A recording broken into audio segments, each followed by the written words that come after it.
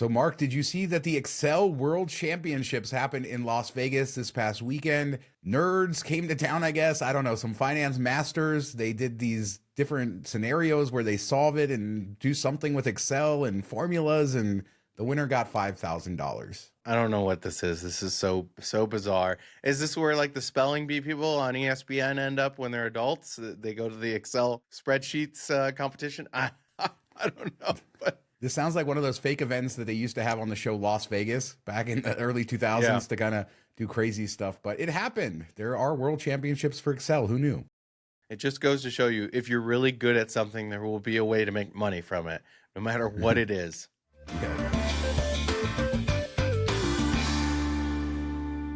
So a couple months ago, we talked how In-N-Out announced their second strip location at the Boulevard. That's that new mall where the Hawaiian Marketplace used to be on the South Strip. And speaking of that mall, the first shop opened, I think, Forever 21. So they took down the concrete walls on the front and you have some glass there, which is good. But the In-N-Out, I think, is opening next year, and it's going to be on one of the upper levels. So you're going to have some nice views of the strip. And they finally released some renderings so we can see. What's really neat is they kind of kept their architecture there. So despite it being part of the mall, you're still going to see that In-N-Out kind of visual, and you get that whole In-N-Out experience. Yeah, it looks really nice, and I think this will be super popular. You know, grab it, you can sit up there and stare at the strip while you eat and everything, and I love the design of it. And then it'll be cool to see the sign lit up at night, you know, from the strip as you're walking around. I think they did a really good job with this, and it's perfect location for it. Yeah, I think this is a better location than Link because now you're going to have views. It's going to have some atmosphere there, and obviously Link's location always busy. I think this is going to be packed. And all those other fast food places around there are going to suffer. Sorry, Whataburger. I think In-N-Out's going to take your lunch. Well, now you go to the Link when you want like a little peace and quiet and you want to eat it. I think it'll be kind of useful that maybe, although probably both will just be full and you won't get any reprieve from that. So I don't know what the Nevada Gaming Control Board has as far as data goes, but they track all of everything that's happening in gaming in Nevada, and it appears they were hacked. They say that on December 4th, they identified an incident regarding their information system, and they're working to resolve the issue. They didn't say anything else, so we don't know if it was a hack or what was stolen or anything, but I guess it's noteworthy. Yeah, what stuff do they have? Maybe they have stuff on the casinos or casino higher ups. I don't know. It's weird that anybody would hack it. What are they going for? That's true. They do background checks and a lot of stuff for casino licensees. So they also have all the data for gaming revenues and everything coming in. So I guess a lot of the industry is happening there, but there's no other release. They just released what I said and then no follow up in a couple days. So we really don't know beyond that. So we'll keep an eye on that. But I wanted to share this video I saw of this guy in Black Hawk, Colorado. He left $1,975 in his machine playing video poker in the middle of a hand. And his theory was that if somebody was going to try to take the money, they would have to finish the hand in order to cash out the money. Went to go get a drink. Somebody did indeed do that, steal his money. And then he claims that they tried to cash it, but you have to go to the cage to cash a ticket that much. And they were able to finally catch the guy. But leaving a machine with $2,000 in it, would you do that? No, I would. I would not. I mean, we've talked about this before. The legalities of it all, like you can't playing through that money is stealing, taking that money is stealing. It's all considered theft, but you still have to track the person down, get the money back, all that stuff. So you're taking a risk. I mean, if a machine's hot though, that's the drawback. If you're not there with somebody, how do you like reserve the machine? I know you can call a person over and they can put something on there to reserve it at a lot of casinos. But the question is, you know, how long do you have to wait? But it just goes to show cocktail service is not what it used to be. But this guy cracked me up. He was definitely several high noons or whatever he was drinking deep, White Claws, and he was having a good old time. Yeah, he's a character. He's like, I should have done a citizen's arrest and whatever. He was chasing after the guy. It worked out, I guess, where he got his money back and they caught the guy. But yeah, you can just ask a casino employee to come over and lock the machine for you. People sometimes have to go to the bathroom. Preferably, that's better than peeing on yourself at the machine, which we've seen some people do. But I would not leave $2,000. I wouldn't leave a couple $100 on the machine without somebody watching it.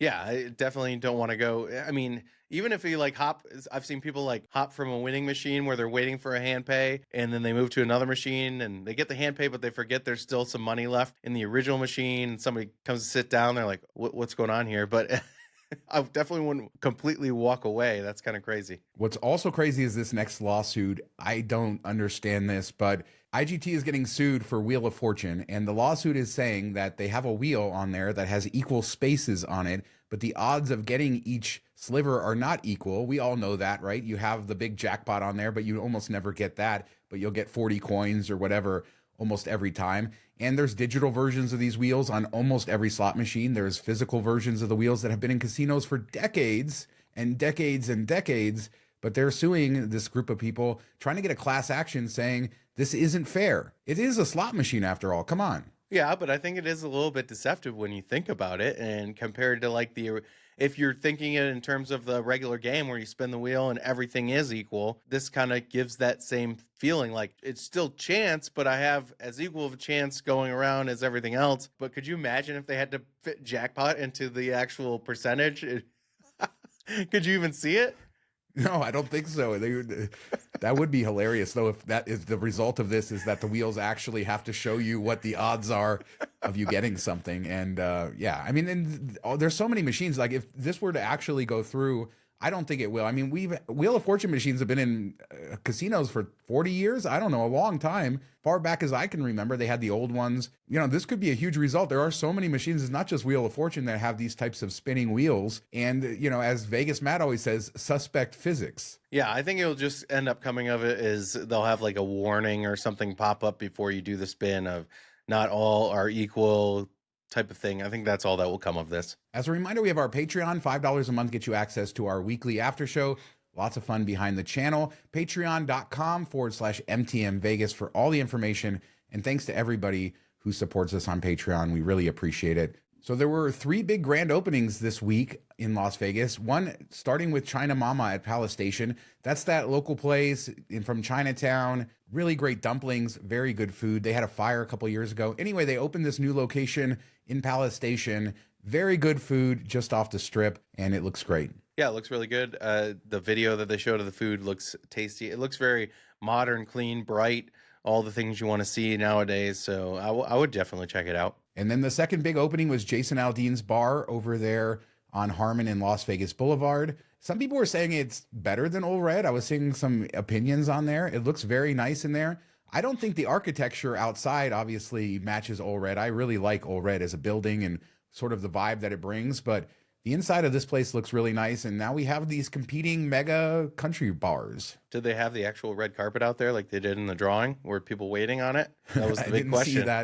I didn't see that, but the rodeo's in town, so these country bars have been packed all week. Yeah, I was going to say, you know, there's a lot of cowboy hats in there. It reminded me of like a Nashville type bar, like a scene you would see in Nashville. So that was kind of interesting, but it makes more sense with the rodeo in town and everything. So I wonder if you'll still see that, you know, in the future. Probably not as much, but it'd be kind of cool if it becomes kind of like a honky-tonk type hangout spot. Seems Las Vegas and Nashville are competing more and more all the time. I don't get it, but everybody compares Nashville to Vegas. And bachelorette parties, man. Yeah.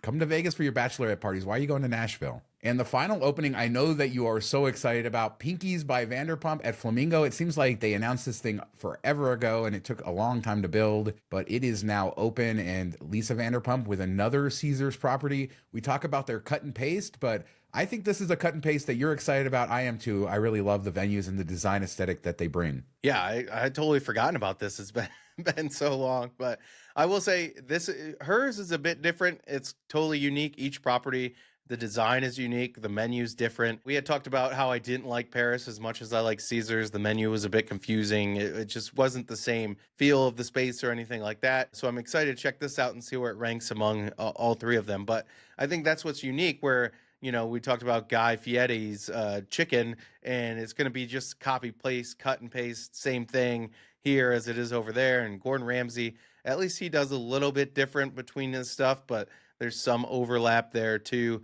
She's completely unique. Like you could go into all 3 of these and not realize they're quite the same owner, which is kind of cool. Yeah, I mean, Vanderpump they're overpriced, right? Drinks aren't cheap, but that's everywhere on the strip. The food is overpriced. You have bites and stuff, but it's all pretty good. And the vibe, it's just adds up to a good experience when you go to these places. I don't know how to describe it. It's not cheap. I've just enjoyed them so much. So, and I love the designs. I love that they're so unique. And you can tell that Lisa Vanderpump has a say in this, and she really puts her mark on each one of these. And as you say, it is unique. This is a good one for Caesars that they scored her. Yeah, and I think it's good for Flamingo. I mean, we've talked about they had a terrible restaurant scene I've always loved Flamingo. I've always had fun there. But it was like if you're going to eat, you leave because there's nothing there. The Diamond Lounge was like the most depressing place ever in the history of the world. So I'm not even saying that's close anymore. But they've really brought up their game the last couple of years, and it's good to see that they're investing in that property, and we're seeing some really cool, unique dining experiences. Yeah, Bugsy and Myers, the steakhouse is beautiful there. And then Havana 1957 is about to open. I think that's in the old buffet space, but I saw some video of that this week and that's about to open. That's another beautiful venue coming to Flamingo. So there, and obviously we have Margaritaville closed. So you still have that whole transition happening there. So there's a lot going on there. And, you know, the old birds getting some love. Always good to see that. I really do like the Flamingo. I always have. I like the new Flamingo rooms too. I mean, they're not fancy or anything, but there is something about that property that I just love, even though it isn't the fanciest or nicest place in the world. Yeah, I always, I stayed there many trips in a row, 3, 4 years in a row. I'd always stay there. I get, upgraded or get a suite at check-in. And I mean, like you said, they're not the highest quality of rooms, but they're nice. The pool's really cool. It's just perfect location, a lot going on. Dealers are always really fun there, which is, important. Don't go to Caesars. They're the worst. So let's sprinkle in some holiday cheer here. I was at Sam's Town last week and we stopped in there briefly. I talked on our Patreon about how I didn't really love the casino vibe. Overall, it had been a while since I was in there, but I wanted to show everybody Mystic Falls, which is the lobby area of Sam's Town. I think this is one of the nicest lobbies in all of Las Vegas. You have the waterfall, you have animatronics, but you have all this greenery through there. And then, of course, for the holidays, they have it all decorated. I was there during the day, but they do their special holiday show at night as well. And this is just an amazing area. Unfortunately, like I said, I didn't enjoy the casino too much. So, take it for what it is. Just go to the lobby and leave. Signed, Sean. Yes, pretty much. That's what we did. But they did have these old school slot signs, which I really appreciated. The old neon ones that you used to see 20, 25 years ago. You don't see them anymore. And it makes me kind of miss the way the casino floors used to look. Not the old school, but even 10, 15 years ago, there's so many screens now everywhere. It really has changed the whole vibe of the floor. And I really enjoyed seeing these signs there. Yeah, it would have been cool if Circa brought that in because they've done like old school neon, all that stuff. If they would have brought some signs into their casino floor as well. Yeah, bring back something different. Screens are great. I mean, we love screens, but they are everywhere, and it's noticeable when you see something that isn't that. So I guess I have to talk about UNLV, Mark. They went to Boise, and they lost 21-7, and they put up a valiant effort. They were down 21-0 and, scored a touchdown and made it so it wasn't a blowout, I guess.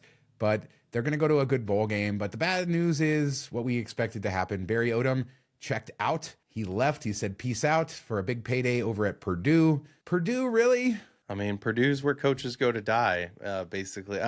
Everybody goes there thinking it's going to be a stepping stone and it ends their career. So I wish them the best of luck. I don't have a lot of faith in it working out. But yeah, Purdue is probably the toughest job in the Big Ten. It's going to be rough. So it's sad. It's going to be rebuilding for UNLV. Who knows what they lose? And it was great while it lasted, Mark. It was great while it lasted. Yeah, we'll have to see if they get like the next up and comer and stuff. That's the tough thing about if you're a smaller school in this landscape is you always have to be finding the next person. I mean, Bowling Green had Urban Meyer at one time. It's possible. So let's follow up on Resorts World. We talked on the last show about how Jim Murren was being brought in.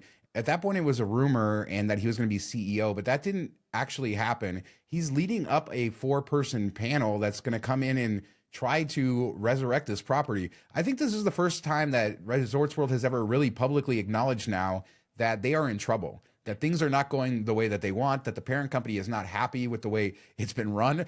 I mean, that's probably obvious. I mean, you have all these investigations going on that we've covered on previous shows, all of the allegations of wrongdoing and I don't know, all kinds of crazy stuff looking the other way while dirty money comes into the casino. So Jim Murren is being brought in to fix that. Along with him is Alex Dixon, who will be the new CEO of Resorts World. And he talks a lot in this Review Journal article about the north end of the strip, things we've talked about a lot, how it's not pedestrian friendly. Also says Resorts World has 40 acres to expand on and that they do plan to expand, want more high-end hotel stuff. So Fontainebleau wants to build their whale suites and Resorts World does too. I love that people think, oh, we're struggling. It's because we don't have nice enough rooms. No, you have good room occupancy. Everybody just leaves. Nobody wants to gamble there. Nobody wants to eat there. They're all coming to stay at your room, probably because of the Hilton tie-in to a point, and then they're going elsewhere. So you need to figure out how to get people to stay inside the resort with better atmosphere, stuff like that. They need to come up and focus on that versus, oh, if we build another tower, they will come. No, like a whale, you can give them the nicest room ever. A whale's not going to want to gamble if it's just a dead casino and no fun. I mean, Murren is a heavy hitter in Las Vegas. He was the CEO up until 2020, I believe, of MGM Resorts, left, I think, right before the pandemic. So a lot of the things like paid parking, things that you guys don't like, he is responsible for really ushering in to Las Vegas. But he's also responsible for stuff like T-Mobile Arena. And he talks about that, how building the park and T-Mobile Arena, but doing it in a way where it wasn't tied like MGM's arena, so they could partner, the Knights could partner with everybody else, how it just made the city better. And I think that's what he's trying to do, partner with other properties, maybe bring more infrastructure to the north end of the Strip where it becomes more pedestrian friendly. And we have all these proposed projects. If they can get built, you will have more connection. They need more pedestrian bridges. They need more to do and to fill in those plots of land. But I think he's probably the best guy they could get. I mean, this is a huge score for Resorts World. Yeah, and I think once you bring in the new projects, then the surrounding area, those strip malls will get a bit nicer. Can we get rid of Denny's? It looks so nasty when you walk by there. But just like that area, even if you can walk between the properties, but it's just, there's nothing to look at. It's not enjoyable. It kind of feels a little bit scuzzy at times. Just leave Bagel Mania alone, please. Leave it there. Bagel Mania is pretty new, so I think, and it's owned by Siegel, who owns all that land. He's about to build a mall, so that Bagel Mania isn't going anywhere. But Resorts World, as we know it, is going somewhere, and I think that's the big key. This is a turning point. Everything we've known about Resorts World up till now, I would say we could kind of throw away and see how they make these changes. I expect we're going to see changes on every level because I think they're hearing that people think the place is bland. They don't really see a reason to go there. New management. It's under new management. That's basically the way we should look at this. Hasn't it been under new management like 4 times now? I don't know. Yeah, I guess. But yeah, just throw a new sign up every time. It's a crazy history. I mean, it just shows you how hard it is to come into a market like Las Vegas. All these records that were broken in the last few years, all of the positive stuff that you have, but it's difficult. You don't have a bank of gamblers. You don't have all the whales.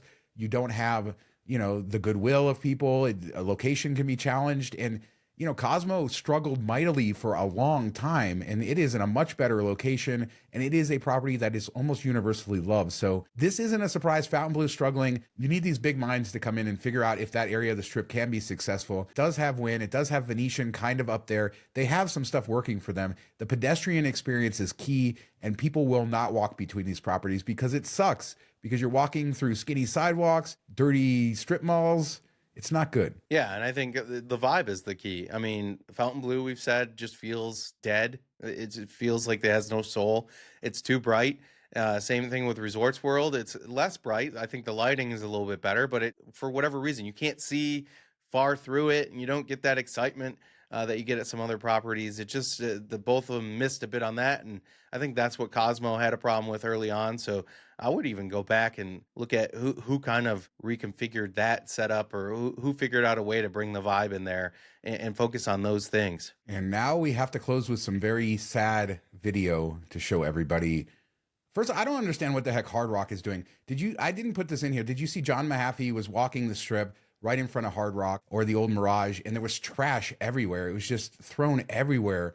That went sort of viral. So they're not even taking care of that. We talk about the pedestrian experience. Do you really want people walking by your under construction project with trash? I mean, it's terrible. The city needs to kind of step in and make sure that's enforced. But they long ago announced that the atrium was staying, or at least the glass ceiling was staying, or in some form. Vital Vegas, to his credit, said, no, it's not.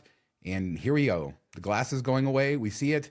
It looks like it's officially done. Yeah, we just talked about, having a bank of gamblers, and they kind of had a good setup. They had brought a whole bunch of people in to do the status match, and they had built up a little portfolio, and then they closed down, which didn't make a lot of business sense. But we also see Ellis Island and how discombobulated that is right now, where they're trying to do construction while open. So it's kind of like double-edged sword there. They took away the volcano. If they would have left the atrium, I think people would have been okay with it. But now you're removing the atrium. It's going to be an uphill battle. You do have Hard Rocks other places, so you have some rewards members to lean on there that you can bring them into Vegas once open. But I don't think it's as strong as an MGM or a Caesars in that respect. So I think they're set up better than a Resorts World or Fontainebleau in that, regards to those things. but they also have an uphill battle with people that love the Mirage the way it was, and just Vegas lovers overall. It will be interesting to see how they do when it's all said and done. But I think the guitar will bring people in no matter what, and then it's up to them to keep the momentum going. One of the moves in casinos lately has been to bring light into the casino. Durango, one of the brightest casinos you'll ever see. And I wonder why you wouldn't, even if you made that into casino space, this would be in the middle of the building now, not in the front, because the guitar tower is going to come out. So maybe, I'm sure there's a reason for it, but this goes against what they told us. And it's just sad to see it. It's just a reminder, this isn't going to be Mirage in any way. And they don't want that. They want you to see this as a completely new place, and they're going to reconfigure it and make it into that. I'm sure it's going to be incredible. I have said a million times how much I love their Hollywood, Florida property. It is fantastic. So I'm going to give them a little crap for this, but I'll be there when they open. Yeah, you will, because it's part of the job. Okay, well, yeah, there you go, outing me for all of that. But I would be there anyway. I like it. I love Hard Rock. I miss Mirage, and I wish they could have kept that glass. I don't know why, but I'm sure they have a reason. So chime in the comments on what you think. Is this going to keep you from going there? Should they be cleaning up the trash? Should they be doing a better job? All the stuff with Resorts World, are you excited for that? Do you think that this could make it a property? I am excited. I have always liked Resorts World. There are parts that I don't enjoy or like, but I really want this place to succeed as I do Fontainebleau. So chime in with that. Anything else we talked about, all those grand openings, cool stuff, leave a comment. We do 2 shows a week, Tuesdays and Fridays. We'll be back in a couple days with another show. Thanks so much for watching. Talk to you next time. Have a good week, everybody. How about them Lions, Sean? I'm glad I cut you off. Now you want to do it again. How about them Lions, Sean?